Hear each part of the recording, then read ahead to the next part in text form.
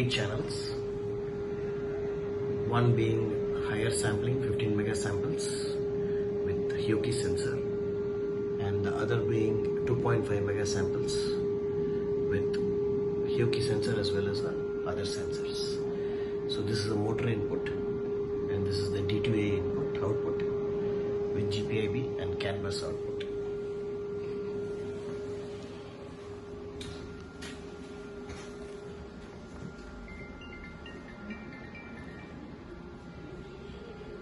Okay, as you see here, there are 8 channels.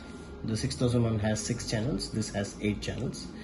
Similarly, you can have a setup which you can select whether it is a 50 Hz or a automotive setup or a PWM high frequency or a general setup. You can also see, you can do a wiring. So right now this is on single phase 2 wire. Just like you see a wiring diagram of only 6 channels, here you can see wiring diagram for 8 channels. So you can have a combination of single phase 3 wire or a single 3 phase 3 wire and a multiple 3 phase 3 wire, or you could go for a 3 watt meter method and a single watt meter method. So this way you can have multiple. You can also club the units with 3 phase 3 wire with channel 4 and 5. So similar to what we do, depending on how we club, this wiring pattern changes as well. So here you could just set up the range, and it's say for example if you say PWM, it's a 3 phase 3 wire. This is set up as a PWM, and similarly we have the PWM setup here as well as, now you can see that the U rectification is mean whereas the others are in RMS. So here you could see that a similar one to the 6001 is the VT ratio and CT ratio. Here the advantage here is that there is a auto phase shift correction. This auto phase shift correction is possible only on the 8001.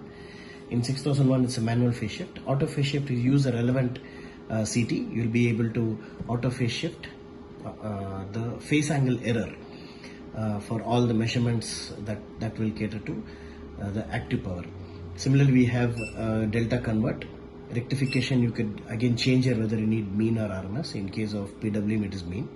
Similarly, rectification for current, and this is voltage. Okay, yeah. And integration mode, you can go whether it RMS integration or a mean integration. Both are possible.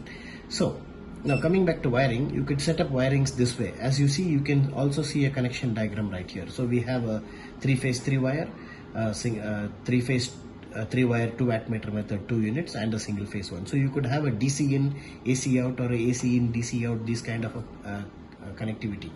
So these 2 channels are extra compared to the 6001, because this will be good enough for having DC-DC converters or measurements such as, like for example, let us say we are having a 3 phase 3 wire input output, and then with a DC in and a DC out, and then again a 3 phase 3 wire output. So let me show you the diagram here.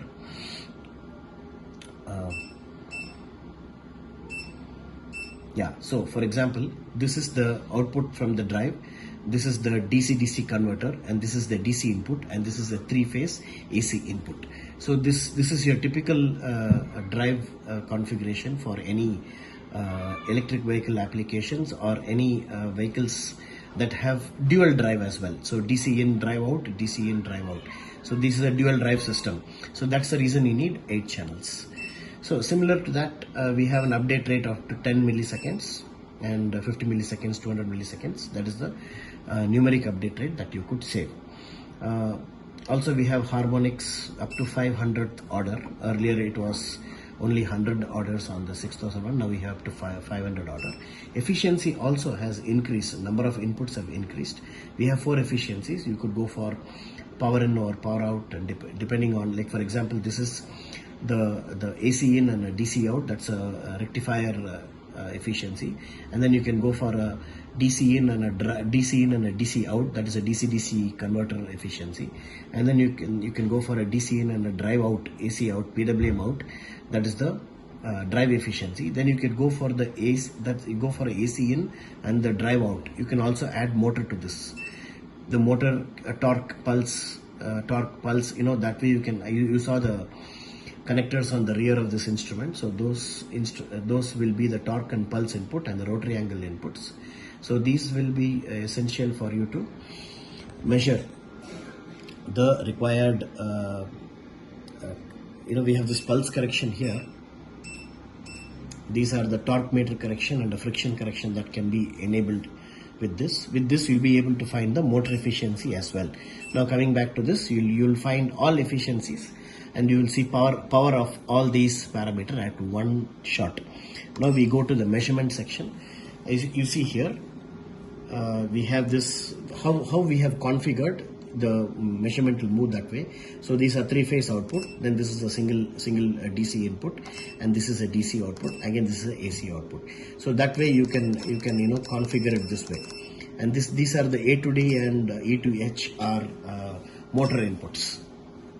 Okay, so here you have power parameters: voltage, current, power, and apparent power, active power, power factor, phase angle, frequency, and frequency of current. Similarly, for voltage you have all these parameters, and for current also you have all these parameters. Now we do have the one which you could set up here. I'll just show you just one for you to see that the sensitivity of this instrument is very high. So it just works like an oscilloscope. You could change your samples per division, so that way you could see very high. So you can go down up to 6.6 microseconds per division. So that is you can also look at certain switching frequencies, and you can also save this waveform, and you could do a separate wiring pattern. You can see all the 8 channels and the motor inputs here. Okay, so we go to the vector. Usually there is one vector that you will be able to see. So here you can see dual vector, 2 vectors, and besides that you can also see 4 vectors. The 4 vector diagrams are the ones that you will be able to see the input DC, the AC in, AC out, AC in, AC out, that kind of a vector, and it's easier for you to analyze that way. So we can have this auto measurement function, auto ranging function, so that is possible. Now next is your the harmonics. The harmonics is pretty interesting. You can go for multiple harmonics that you would like to see, whether you need voltage harmonics of which channel, current harmonics of which channel, and the power harmonics of which channel. Depending on that, let's say you need to look at power harmonics of 4th channel, so you'll be able to get it. Not just that, you'll be able to see up to 500th order here. So here you'll be able to see the 500th order that way. So here you can see up to 500th order. Besides that, you can also see the percentage of fundamental. This is your harmonic orders that you will be able to see one by one. You can also see current, voltage, current, and power, or all 3 voltages or all 3 currents, depending on what your configuration for this particular channel. You could change this to the next channel as well to see what are the harmonics that you will be able to see. So these are the major differences between the 6001 and the 8001. So you have pretty much an advantage using the 8000 with number of channels, and you have saving of these waveforms in a way that you could see. Switch on the saving thing and you could select these are the parameters that you could save. So extra parameters for all 8 channels are available here.